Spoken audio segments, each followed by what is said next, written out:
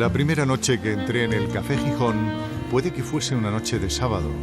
Había humo, tertulias, un nudo de gente en pie entre la barra y las mesas que no podía moverse en ninguna dirección, y algunas caras vagamente conocidas, famosas, populares, a las que en aquel momento no supe poner nombre.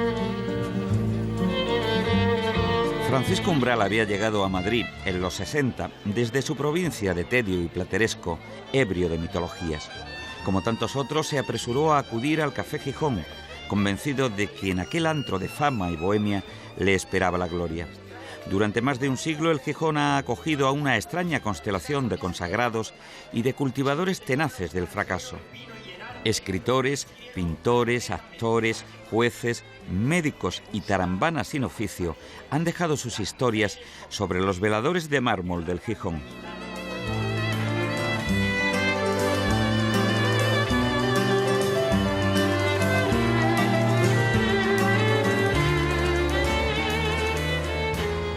En esta misma mesa han desaparecido seres mitológicos que venían aquí por las tardes, como Paco Raval, como Tola, como Tito Fernández. Aquí en esa mesa yo he conocido a Berlanga, en aquella otra he conocido a un asesino, porque aquí venían generales, asesinos, poetas malditos, y cuando entraba don Antonio Buero Vallejo por ahí, decían: ahí llega don Antonio Buero Vallejo, que paz descanse. Bueno, pues desgraciadamente han muerto todos. Este café está lleno de espectros, es una cripta, pero aquí están todos mis amigos muertos, algunos de ellos geniales.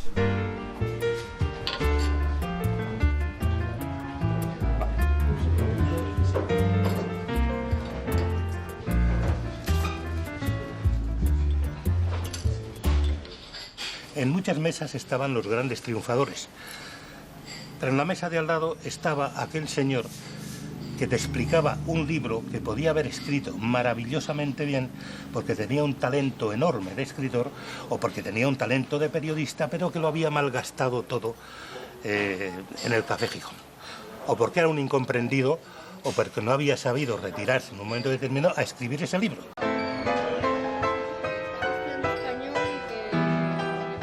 Entrabas al café y había tantas tertulias, tanta gente, tantos artistas.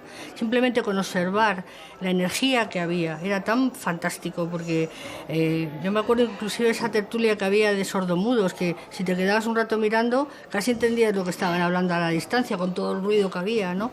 Y luego esas noches, esas tardes de lluvia, de otoño, de que la gente dejaba los abrigos y se creaba como una especie de atmósfera muy musical, porque era el tintineo de las tazas, las conversaciones. A veces yo me abstraía y lo que hacía era mirar.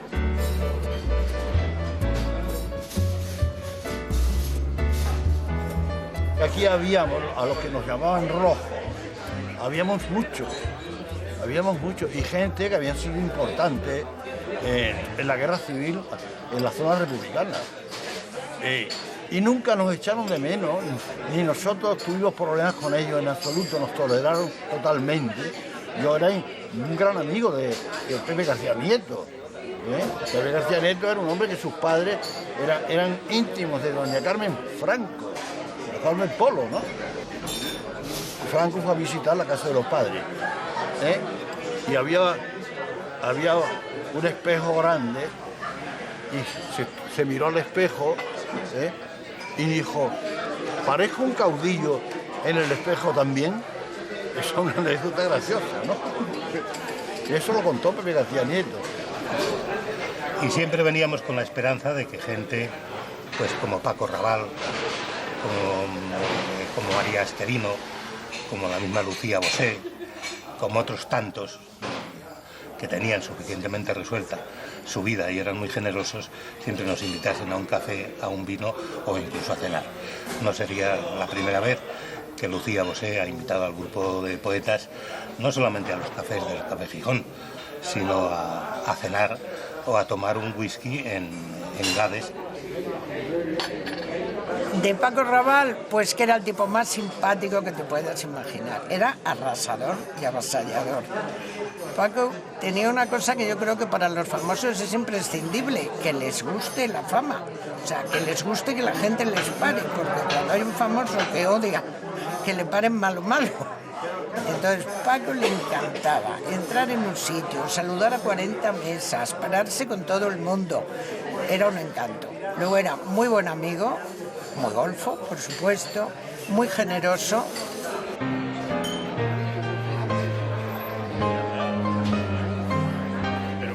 Muchas veces cuando no teníamos dinero, esas 5 pesetas necesarias, pues había unos camareros, uno que se llamaba Luna, nada tenía que ver conmigo. Luna, había 2 o 3 camareros que así bajo cuerda sabían que no podíamos pagar el café y al día siguiente si podías pagabas o al otro día, pero ese día encima te dejaba 5 pesetas en la mesa así de una forma discreta, ¿no?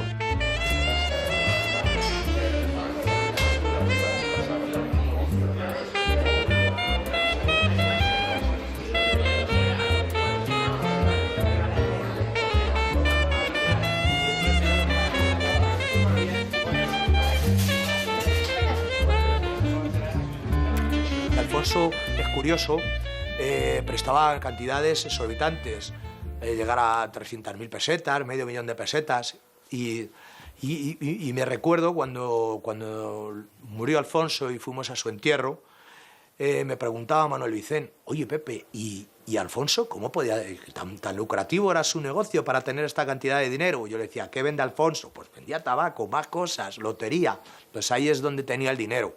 Porque él, si vendía la lotería, tenía todo ese dinero para dar a la administración que se lo habían dejado. Y ese es el dinero donde podría recurrir para prestar. Si venía el lotero y le decía el dinero, decía, oye, se lo he prestado a fulanito, tú no te preocupes. Aquí hubo una tarde que entró un loco, es una de las anécdotas fundamentales del Café Gijón. Sobre eso hay una columna mágica, imborrable, de Manuel Vicent, que hizo una de las grandes columnas que escribió en su vida sobre un loco que se paró ahí y vino con 2 bombonas de gasolina, roció de gasolina todo esto con una caja de cerillas en la mano y bueno, si lo hubieras visto, a nadie se les ocurrió subir las ventanas. Ahí todo el mundo, uno por encima del otro, yo me recuerdo subiendo por encima de la espalda de Vicent. Fernando Fernández Gómez creó el premio Nobel a Café Gijón para ayudar a Eusebio García Luengo y hacerle trabajar, porque él era un vago por naturaleza. Era vago hasta para tomarse el café, que lo tomaba a primera hora que venía y el último sorbito se lo daba desde las 5 hasta las 8. Bueno, pues a este hombre le dijeron, oye, Eusebio, si tú te presentas, vamos a crear un premio, si tú te presentas te le damos y va a ser cuantioso y te vas a llevar un dinero. Entonces él, si yo no tengo obra, tendría que escribirlo. Y se tiró un tiempo, no sé si fueron 2 o 3 meses, en la parte de la tertulia, en otra mesa, escribió su novela, la presentó al premio Nobel a Café Gijón y estaba, claro, era para él y se lo dieron. García Luengo se tomaba el café a cucharaditas, o sea, metía una cucharita y se tomaba un sorbito. Y a lo mejor el café le duraba 3 horas. Un sorbito, otro sorbito. A mí me invitaba al café normalmente García Nieto. El señor García Nieto, como era muy caballeroso, era de los que llevaba sombrero y era un hombre, era un caballero. Siempre me pagaba el café. Allí había una señora maravillosa con un delantal blanco, que el teléfono estaba allí, y decía José García Nieto. José García Nieto estaba ahí con los de la generación, la juventud creadora. Se levantaba y decía, ¿es a mí? Y decía la señora, sí, a ti, gilipollas. Bueno, nada menos que a José García Nieto. Cristina Valle llegaba siempre a la misma hora. Si llegaba unos minutos antes, se quedaba en la puerta para entrar. Y hacía luego su tertulia ahí, leyendo su periódico, eso. Y era un gran escritor, era el hermano de la Maruja Mayo. Ahora, yo en la tertulia lo que pasa es que he aprendido más que en la universidad. Yo sí. Entre Pavón y García Sol había una mala química, había una mala amistad, que ahí se toleraban por la cortesía de estar en la tertulia y tal. Y eran personajes totalmente distintos del orden moral, del orden político, del orden estético. Había una diferencia abismal entre ellos, ¿no? Y un día, ahí se pelgueña, que una reedición que había hecho Paco García Pavón de una de sus novelas, pues no se le ocurre ni más ni menos que proponerle a García Sol que le presentara ese libro en el Ateneo. ¿Qué presentación le haría? el presentador al presentado, ¿qué no diría de él y qué presentación le haría? Que cuando terminó la presentación, inmediatamente, en vez de esperarse Paco García Pavón a la copa con los amigos allí, salió a la calle y corriendo, cogió un taxi y se fue a jugar de guardia a poner una querella, ¿no? Gerardo Diego no hablaba nada. Gerardo Diego era como un pajarito, era un señor frágil, delgadísimo, que yo a veces, por ejemplo, le intentaba a veces ayudar a ponerse el abrigo cuando se iba a marchar, se ponía nerviosísimo y le salía una especie como de ira, de lo tímido que era, ¿no? Era un señor que se sentaba y se quedaba inmóvil, se tomaba su café, parpadeaba, fundamentalmente, y cuando se dirigía a alguien a él con muchísimo respeto, a lo mejor contestaba con un monosílabo, decía algo. Pedro Beltrán, aquí en el Café Gijón, ha dejado infinidad de anécdotas. Ha sido requerido por todas las tertulias. En los 30 y tantos años que estuvo viniendo al Café Gijón nunca pagó una sola copa, porque siempre tenía, por su fluida labia, hacía que le invitase la gente. Yo creo que se lo dice todo. Era invitado por los Domez a su casa y se tiraba un mes, allí le tenían a cuerpo de rey, otros se lo llevaban y eso sí le acababan echando porque se tomaba hasta las medicinas de la casa. En Gijón había dos personajes míticos, que eran Carlos Oroza y Sandra. Sandra y Carlos Oroza vivían aquí, prácticamente. Carlos vivía de 3 cafés que le invitaban.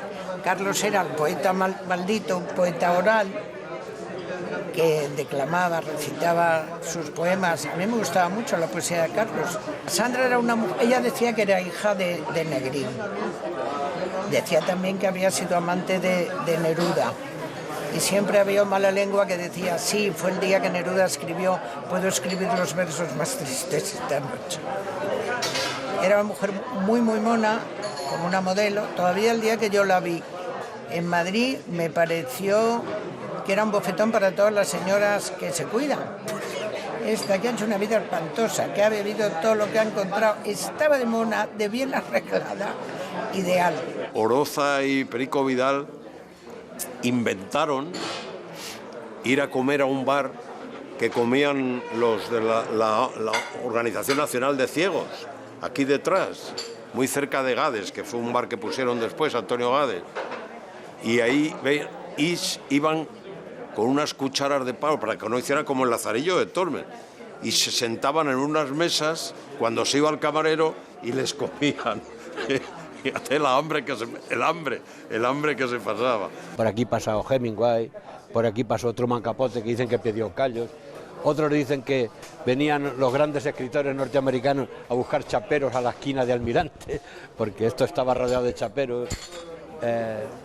Bueno, de aquí nos íbamos a Oliver, de Oliver al Boccaccio, y así, y de Boccaccio al Junco, y así eran las grandes noches, maravillosas noches de nuestra juventud. Había un dicho aquí que era que si venía alguien y de su bolsillo interior de la chaqueta sacaba un folio y decía, mira lo que he escrito, y dice, no, si me lees te leo. Si me lees, yo ahora mismo te leo una cosa que he escrito.